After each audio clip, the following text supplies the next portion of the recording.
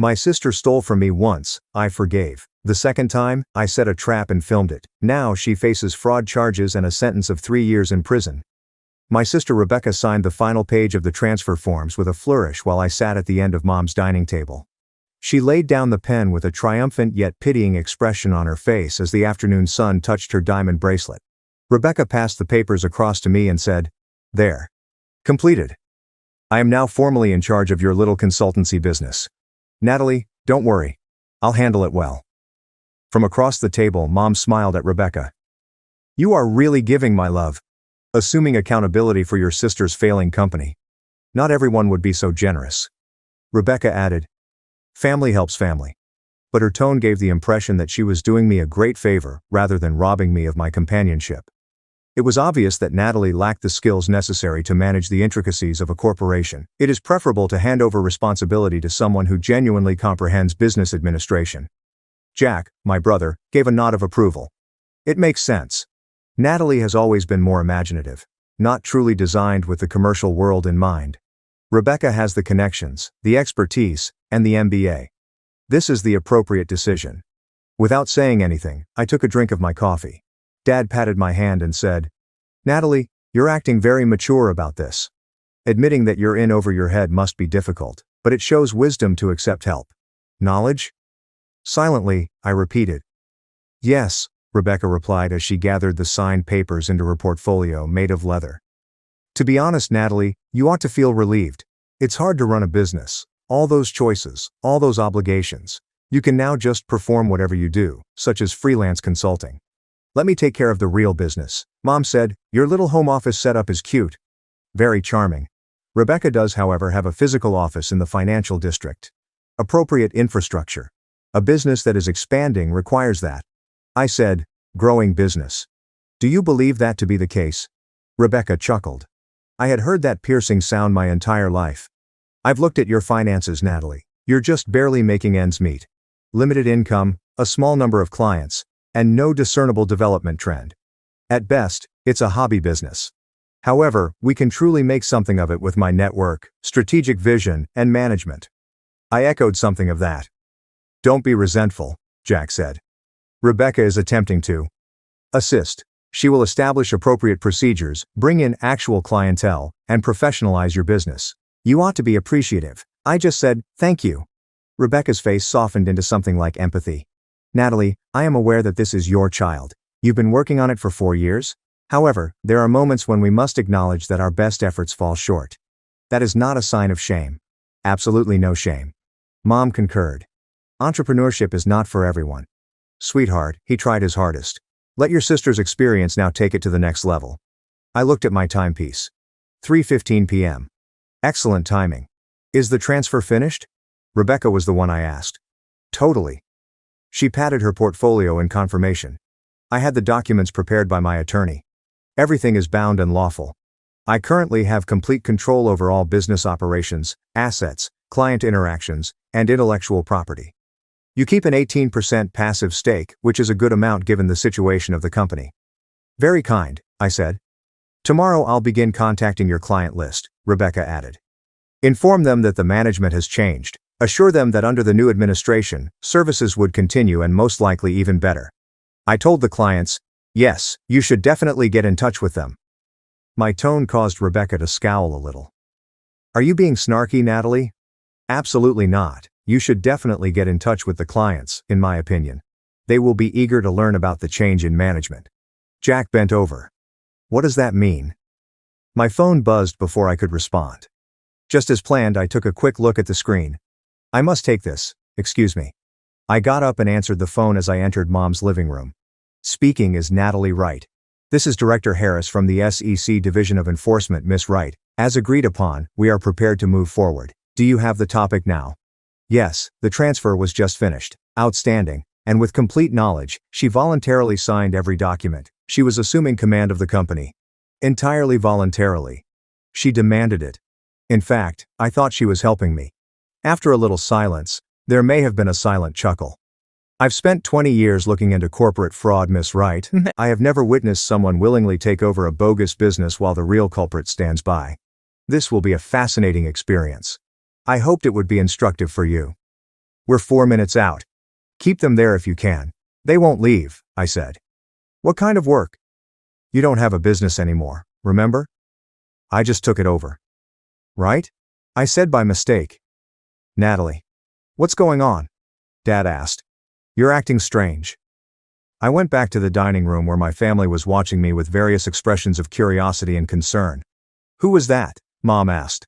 Work, I said simply, taking my seat again. Rebecca's eyes narrowed. Yes, Jack firmly replied. You've been strangely calm about this whole transfer. No arguments, no resistance, no emotional response. It's not like you. Maybe I'm just relieved, I suggested. Like Dad said, accepting help is wisdom. Rebecca wasn't buying it. Something's wrong. Natalie, what aren't you telling us about the business? I asked. You'll find out soon enough, but there's a lot I haven't told you. Find out what? Mom demanded. The doorbell rang before I could respond, and everyone turned to face the front door. Are you expecting someone? Mom asked. Yes, I replied. That would be for Rebecca. Rebecca suddenly stood up. For me. I'm not expecting anyone. Calmly I said. You should probably answer the door, Mom. Mom approached the door, her face displaying confusion, and I watched as she opened it, revealing 4 individuals in dark suits, 3 men and 1 woman, all holding briefcases and badges. Mrs. Wright, the woman said. I'm Director Sarah Harris from the Securities and Exchange Commission. We're looking for Rebecca Wright. The SEC. What? Why? Rebecca Wright. Director Harris walked into the dining room with the other agents on either side of her. I'm Director Harris. These are Special Agents Williams, Park, and Thompson. We need you to come with us to answer some questions regarding corporate fraud, securities violations, and identity theft. Rebecca's mouth opened and closed silently. Jack leaped to his feet and exclaimed, What the hell is going on? Your sister has just taken legal ownership of a business entity that is currently under investigation by the SEC. Director Harris pointed to Rebecca's portfolio and said, That's insane, as Rebecca found her voice. There is nothing unlawful about Natalie's business, which is only a modest consulting firm. I murmured softly, It's not a consulting firm, and everyone turned to look at me. What? Mom said, The company Rebecca just took over isn't a consulting firm, I repeated. It's a shell corporation I've been running for the past 4 years to attract exactly this kind of fraudulent takeover. There was complete stillness after that. Director Harris grinned approvingly and said, Maybe you should explain, Miss Wright. I believe your family should know what's going on. I up and walked to the window. Rebecca had attempted to kidnap one of my real clients, a big one, 4 years prior. Rebecca protested, I did no such thing. But I calmly replied, You did. And the client reported it to me right away. She went behind my back, called them directly, and claimed to be my business partner with the power to renegotiate our contract. When I confronted you, you denied everything, saying that the client was lying, that I was paranoid, and that I couldn't handle competition. Mom shook her head. Rebecca refused. She did. I interrupted, and I realized that if she tried something once, she would try it again. They thought it suspicious that my business partner didn't know basic details about the work we'd been doing. Director Harris explained, You set up a fake company, a shell corporation, perfectly legal to create, but Miss Wright populated it with fabricated financial records showing impressive revenue from non-existent clients. Jack's face had gone pale. You set up a fake company, a shell corporation, he said, because it was specifically designed to look vulnerable and profitable enough to steal, but actually worthless and legally toxic. The crime happens when someone takes control of it and tries to use those false records for financial gain, which is precisely what Rebecca was planning to do. However, I didn't commit the fraud, I just created the fraudulent entity. Director Harris stated, Your sister is a private citizen who created a legal trap. Rebecca kept shaking her head. No, this is entrapment. You tricked me. Entrapment requires law enforcement to induce you to commit a crime you wouldn't otherwise commit. You chose to fall for the bait on your own. I didn't steal it, Rebecca insisted, giving it to me and signing the transfer documents. After you spent 4 months convincing our family I was incompetent and needed to hand over control, I said. After you told Mom and Dad my business was failing and I couldn't handle it. I pulled out my phone and added, I have recordings. Every conversation where you pushed me to transfer the business, every family gathering where you undermined my confidence, every phone call where you explained how my business would be better off under your management. That's not a gift, Rebecca. That's coercion. You had written legal documents transferring ownership to yourself and forced me to sign them. Agent Williams moved forward and said, Miss Wright, Rebecca Wright, we need you to accompany us to the regional office. Rebecca's expression changed from denial to panic. You recorded us? I recorded myself in conversations with you, I corrected. Perfectly legal in this state. Single-party consent. Dad said, that was the plan, wasn't it, Rebecca? Take control of my successful business. Use its impressive financial records to secure a business loan. Probably a substantial one. You'll be questioned regarding your intentions with the transferred business entity, your knowledge of its financial records, and your planned use of those records in seeking loans or investment capital. Loans. Dad said, weakly. Rebecca's silence was sufficient. Mom sank into a chair. Rebecca, tell me Natalie's lying. Tell me you weren't planning to do this. Rebecca's mouth opened, but nothing came out. Director Harris said firmly, we need to go. Miss Wright, you can contact a lawyer from our office. Use my company's fabricated revenue as collateral. Although this is investigatory questioning and not an arrest, you have the right to remain silent. Nevertheless, based on the information that Miss Wright has presented, I expect charges to be filed within 48 hours. Charges? Jack asked. You're going to charge her? Identity theft, corporate fraud, securities infractions, and attempted bank fraud? Director Harris affirmed, yes, charges are virtually certain. Rebecca turned to face me, her expression a mix of anger and betrayal, and said, you did this. The question is whether she cooperates, which would factor into sentencing recommendations. I was set up by you. You destroyed my life. No, I responded coolly. I was attempting to assist you. I gave you the chance to commit fraud, and you decided to take it. Those are two entirely different things. Rebecca growled. Mom was crying now. Natalie, how could you do this to your own sister? How could she try to steal from me? I countered twice. The first time I let it go because you're my sister, but this time I documented everything and waited for you to hang yourself out of greed. This didn't happen in a vacuum. You all helped persuade me to turn over my business by assuming I was failing without ever requesting to see actual financial records. How could you all enable her by continuously telling me I was incompetent and needed Rebecca's help? Agent Park had moved to Rebecca's side. Miss Wright, we need to go now. Rebecca grabbed her purse with trembling hands. This is wrong. I'm calling my lawyer. I'm fighting this. I shook my head, believing Rebecca's assessment of my business without verification, by pressuring me to give up control based only on her word. That's not help, that's bias.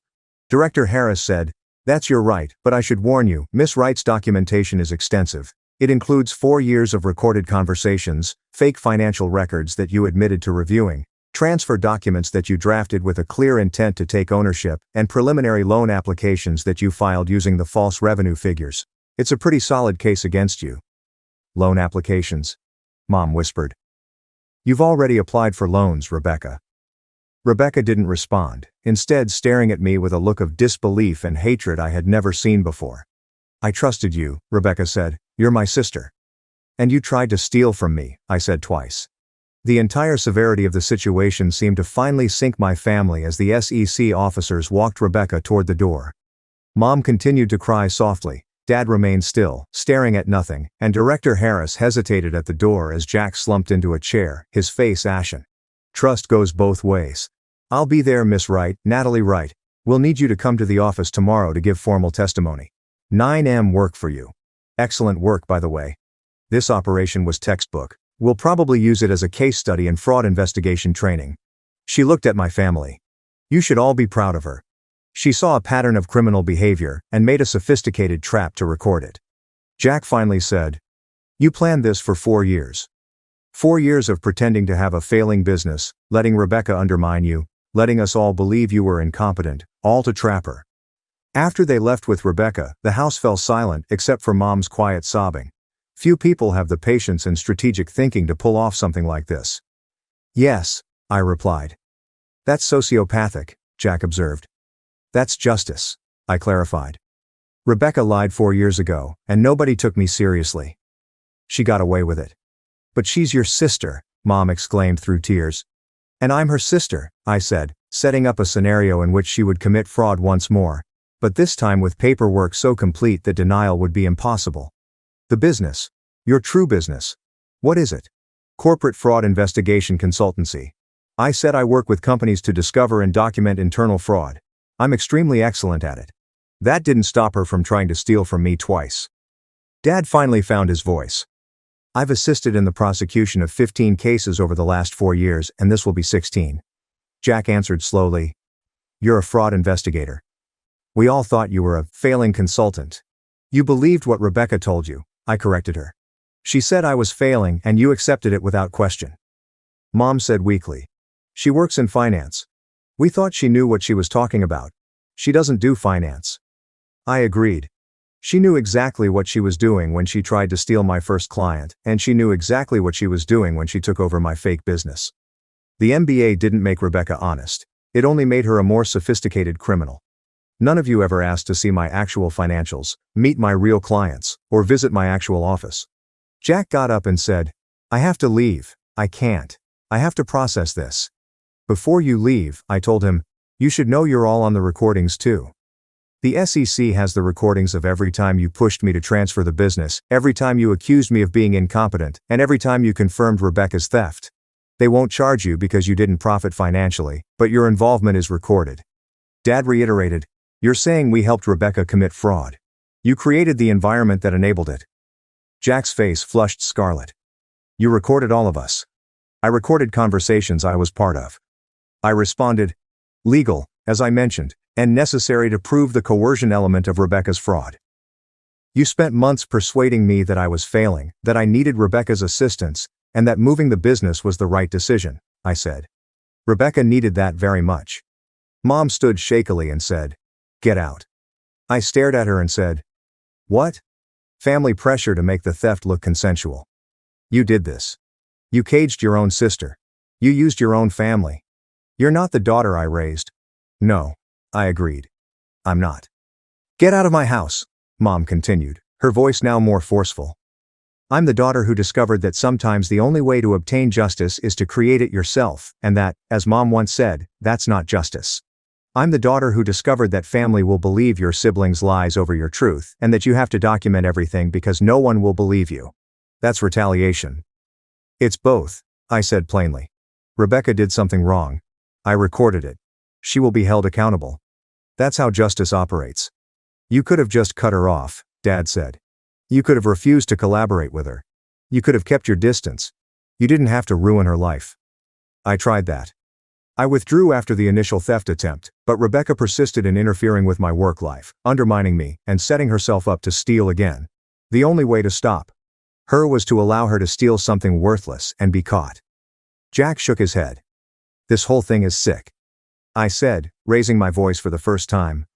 What's sick is that not one of you believed me when I said Rebecca tried to steal my client 4 years ago. What's sick is that you all assumed I was incompetent without evidence. What's sick is that you enabled a criminal because she had the right credentials and I didn't. We were trying to help you, Mom insisted, by assuming I was failing by pressuring me to give up my business by never once asking if I actually needed help. I picked up my bag. You're right, Mom. I should leave, but before I do, you all need to know that Rebecca will be charged with a federal crime, that there will be a trial, and that you will all probably be called as witnesses to testify about the family pressure, the transfer documents, and the conversations in which Rebecca said she was helping me. This is not the end of the story. It is just getting started. When she tried to steal from me, I stopped her. That's not retaliation. That's self-defense. I left before anyone could react. Outside, I sat in my car for a while, letting the adrenaline wear off. My phone buzzed, a text from Director Harris. For what it's worth, I loved Rebecca. I loved all of you. But love doesn't trump honesty, and it doesn't excuse crime. I said, thank you. You did great work, Miss Wright. This case is airtight. Suspect in custody. Questioning starting now. I received another text message, this time from an unknown number, saying, Miss Wright, this is Rebecca's lawyer, David Blake. I need to talk to you about dropping charges. My client made a mistake but meant no harm. I will see you tomorrow at 9 o'clock. After a moment of staring at the message, I responded back. Your client committed federal crimes. Surely we can resolve this within the family. This has nothing to do with family. It is a criminal offense. The SEC has complete records. She's your sister. He said promptly. There's nothing to resolve. I replied, It's not a business dispute, it's fraud, and yes, I really do want criminals to face consequences, even when they're related to me, especially when they're related to me. I blocked the number and drove to my actual office, which was a professional suite in a downtown building where I ran my actual consulting firm. Do you really want to ruin her life over a business dispute? As I walked in, Rachel, my assistant, looked up at the firm that assisted businesses in identifying fraud. The firm had already successfully prosecuted 15 cases and was set to add a 16th. How did it go? Perfectly, I answered. She signed everything. The SEC made the pickup and she's in custody now. Rachel shook her head in disbelief. 4 years? You spent 4 years playing this out. Had to be comprehensive, I replied. A lot of documentation is needed in fraud cases. Besides, I had to be positive she would try it again. One theft attempt can be the result of a miscommunication. There were 2 attempts, the second of which was thoroughly recorded. There is a pattern there. Your family must be devastated. I acknowledged that they are upset. They believe that I should have handled it in private, that I am vindictive, and that I trapped her. Had you to? Rachel inquired. I thought about the query. Rebecca attempted to defraud me of a $60,000 client 4 years ago. I went up to her in private. She disputed it. My relatives didn't trust me. She got away with it entirely. Therefore, when no one believes you and the offender is unpunished, handling it privately doesn't work. All right, Rachel said. I also mentioned that additional victims will benefit from this lawsuit. They will use it as an example for training, according to Director Harris. What I did will teach other fraud detectives. It may encourage other victims to accurately record their instances. Others learn a lesson from Rebecca's crime. My phone rang. Mom is calling. I let the voicemail go. The voicemail notification showed up a minute later. I put it on the speaker. Natalie's mother. I've been chatting to your father. In some cases, we believe you to be correct. 4 years ago we should have believed you, but we didn't. Without verifying the facts, we forced you to transfer the business. Rebecca's actions were made possible by us. We are responsible for that. However, this is excessive. She will be incarcerated. Because you set her up, Natalie, your sister will be sent to prison. Give me a call, please. This has to be fixed. I erased the voicemail. Rachel kept a close eye on me. Are you all right? I said, I'm fine. Surprisingly, I was. None of the remorse, doubt, or guilt I had anticipated came to pass. Rebecca had broken the law. I kept a record of it. Justice was being done. Now what will happen? Rachel inquired. I will be providing the SEC with formal testimony tomorrow. Next week is most likely when the arraignment will take place. Rebecca is going to enter a not guilty plea. Her attorney will undoubtedly attempt to work out a settlement. In exchange for cooperation and restitution, the SEC will probably make an offer or lower the charges. She will accept it if she is intelligent. And it goes to trial if she is not intelligent. In open court, the documents are presented. The loan applications she submitted using false revenue figures, the recordings of her intimidating and undermining me, the way she drafted the transfer documents, and the pattern of behavior. She will be found guilty and given a stiffer sentence than she would have received had she accepted the offer.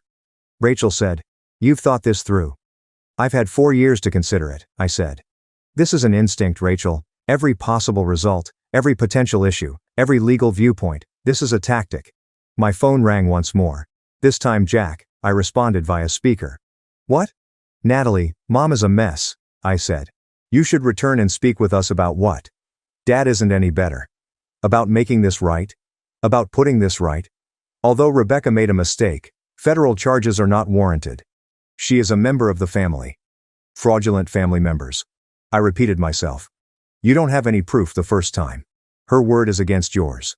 For the first time, the client has provided me with an official form detailing Rebecca's efforts to reroute money. I retained it even though I didn't use it for 4 years since I was attempting to maintain family ties. Now the SEC has it. Jack was silent for a while. You've had this planned from the start. Since the beginning, I have been recording crimes. I made the correction. Rebecca made the decision to commit them. I simply decided to record them. Jack's voice broke as he said, She's your sister. How can you treat her like this? How was she able to harm me? I retorted. You ought to be asking that question. How was it possible for Rebecca to attempt to defraud her own sister? How could she have undermined me, sabotaged me, and set herself up to defraud me for 4 years? Why am I the bad guy because I stopped her? Jack answered, Because you trapped her. You set up a scenario that would force her to commit a crime. I set up a scenario that demonstrated her readiness to break the law. I made the correction. Rebecca had the option to refuse. She had the option to be truthful. Instead of attempting to take from me, she could have truly assisted me. She made her decisions. I simply recorded them. We are your family. That must be worth something, Jack said. Yes, it did. Silently, I said. I granted her 4 years because of this. It took her 4 years to confess to the first theft, apologize, and alter her conduct. She didn't. Her condition worsened. Family did matter, Jack, but not enough to take precedence over justice. I hung up and switched off my phone. Rachel was silent for a while. Will kids ever comprehend, in your opinion? Most likely not, I conceded. They will always perceive me as the bad guy and Rebecca as the victim. That's all right. This isn't for their comprehension. It's correct, so I'm doing it. Is it? Rachel inquired. Correct? I mean, I'm not passing judgment. Sincerely, I'm curious. Is it appropriate to set up your own sister? I gave it careful thought. Rebecca is a criminal. 4 years ago she committed fraud and got away with it. She planned to commit fraud once more, this time using those fictitious financial statements to defraud a bank of what could have been hundreds of thousands of dollars. She would have been apprehended eventually if I had allowed her to continue, but not before doing actual harm. Banks would suffer financial losses. Resources would be squandered by investigators. There may be other people involved. I avoided all that downstream damage by halting her now and providing explicit documentation. It is hence utilitarian. I confessed, I'm sick of being the victim, to which Rachel replied, greater good, it's also personal. Rachel said, that's fair. We worked until 7 that evening preparing paperwork for the SEC meeting the following day. I was tired of being doubted and of criminals getting away with crimes because of their family, or because no one documented properly. Rebecca victimized me once and faced no consequences. I made sure she couldn't do it again. As I drove home, I pictured Rebecca sitting in an SEC interrogation room, likely still claiming she had done nothing wrong, that I had trapped her, and that this was all a misunderstanding. By the time I left the office, I had compiled 4 years' worth of recordings, financial documents, correspondence, and witness statements into a thorough case file. The truth, no matter how anyone twisted it, was that she had committed fraud, and I had stopped her. I poured a glass of wine and sat on my balcony at home, gazing out over the city lights. The recordings and the transfer documents she drafted and the loan applications she had filed did not lie. I stopped a criminal, prevented bank fraud, created a case study that would help train future investigators, and demonstrated that sometimes the only way to get justice is to build it yourself. My family was probably gathered somewhere, talking about how horrible I was, how I'd betrayed Rebecca, and how I'd destroyed the family. Let them talk. My phone was still off, sitting on the table next to me, and I knew that when I turned it on, there would be dozens of messages. Pleas from Mom, rage from Jack, perhaps even a message from Rebecca's lawyer threatening legal action for entrapment that would never stand up in court. But that was tomorrow's problem. Tonight, I was just a fraud investigator who had successfully stopped and documented a criminal. The fact that the offender was my sister was regrettable, but it didn't matter. Justice didn't stop at family lines, and I wasn't going to act differently to appease everyone. Rebecca would go to trial, likely accept a plea bargain, and face 2 to 3 years in federal prison, probation, and restitution. Her financial career was over. Her reputation was ruined, but she had done crimes, including attempting to steal from her own sister twice, and now she would finally be held accountable. If my family couldn't see the difference, that was their problem, not mine. As I sipped my wine and took in the city lights, I was happy to know that tomorrow I would testify against my sister, and that I wouldn't feel bad about it at all, because there are things that are more important than family loyalty, like justice, honesty, integrity, and the straightforward idea that criminals should be held accountable regardless of their last name.